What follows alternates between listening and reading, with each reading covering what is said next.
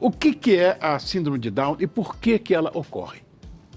Vamos lá, a síndrome de Down é um componente genético mais frequente no ser humano e ela está intimamente relacionada com o excesso de material cromossômico.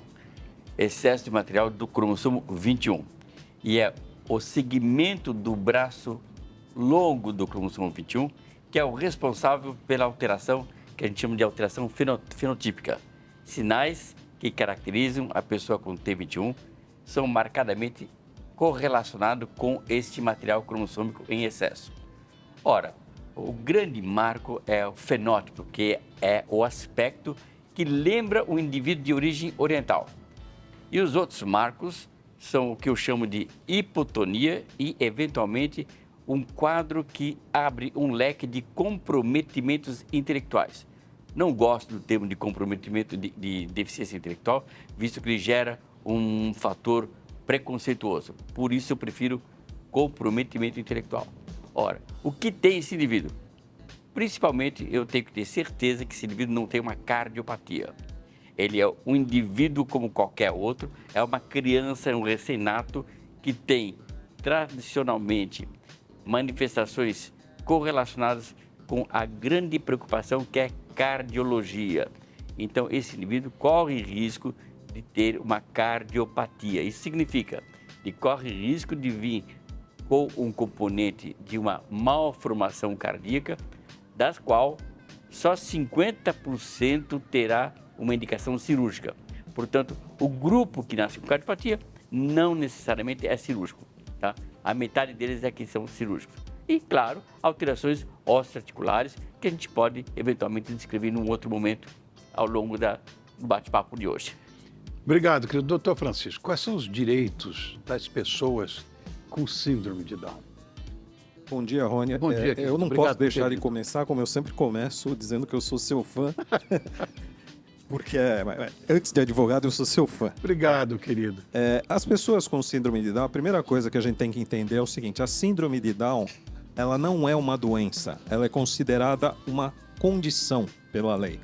Então, a gente tem um estatuto, que é um estatuto da pessoa com deficiência, em que está lá todos os direitos que visam, basicamente, a inclusão de todas essas pessoas na sociedade, com uma série de direitos e com uma série de incentivos. Vou dar um exemplo, por exemplo, que é o incentivo fiscal.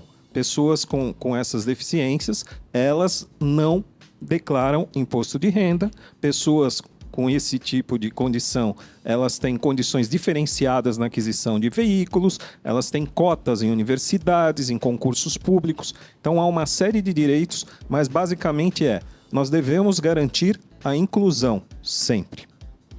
Bom, falar com a Gabi, essa atriz bonitinha, quais são os principais desafios que você enfrenta por ter síndrome de Down? Então, para ser síndrome de Down, eu não tenho nenhum desafio para ser essa pessoa, né? Mas os meus desafios, eu sempre acordo cedo, eu estudo muito, né, para ser inteligente com outras pessoas, né? E também trabalhar também é o meu direito, né? Então essa é a minha responsabilidade, ter isso. É isso mesmo, Elizabeth? É isso mesmo. Eu acho que a gente tem, como pais, a gente tem sempre criou ela, né, como tão diferente quanto eu de você, né? Sei. Então, eu acho que ela cresceu com isso num desafio que é o desafio que a gente tem, né, de nos superarmos a cada dia. Agora, doutor Zan, existem diferentes tipos dessa síndrome? Ou como é que eles são identificados? Há diferença, não? Vamos lá, né? As diferenças geneticamente definidas podem existir, mas em termos clínicos, todas as diferenças, chamadas de translocação, chamadas de não disjunção cromossômica, chamadas de mosaicismo, não há considerações a serem evidenciadas como diferença. Doutor Francisco, o que uma pessoa com síndrome de Down, que teve seus direitos impedidos, deve fazer perante a lei? Rony, como a gente colocou, a questão é você ter inclusão e igualdade. Quer dizer, a lei ela vai entrar onde falha a educação, onde falha e aí surge algum tipo de preconceito. Sim. Né? Hoje, e a gente teve ano passado, quase no final do ano, uma inovação legislativa, que é o bullying, que é a prática tão condenável, que é a discriminação, que até então não era nada, digamos assim, perante a lei, passou a ser um crime. Agora eu tenho Correto. um crime. Correto. E são dois tipos de crime. O crime do bullying presencial, aquele que eu faço, Sim. e aquele que eu possa fazer, ou alguém possa fazer pela internet, que é o cyberbullying. Então, esses crimes, eles dão até 2 anos de reclusão. Tá? A gente sabe que 2 anos de reclusão no Brasil, sendo realistas, quer dizer... Não vai preso. Não vai preso. Agora, na reiteração, ou seja, se for uma pessoa que na primeira vez não vai preso porque é primário e continue a fazer isso, ela pode ir preso. Então, qualquer tipo de discriminação, inclusive... E essa lei tem uma novidade. A novidade é a seguinte.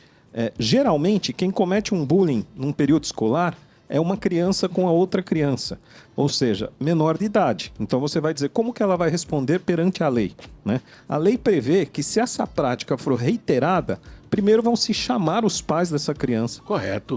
E vai se fazer uma análise para ver se são pais que estão educando dessa maneira ou se isso é uma iniciativa da criança e aí ela necessita de algum tipo de acompanhamento. Mas, enfim, a ideia é que isso não fique mais impune, que providências sejam tomadas. Inclusive, há uma campanha orientando a direção das escolas a que, em casos como esse, comuniquem as autoridades policiais. Ou seja, a gente tem que perder...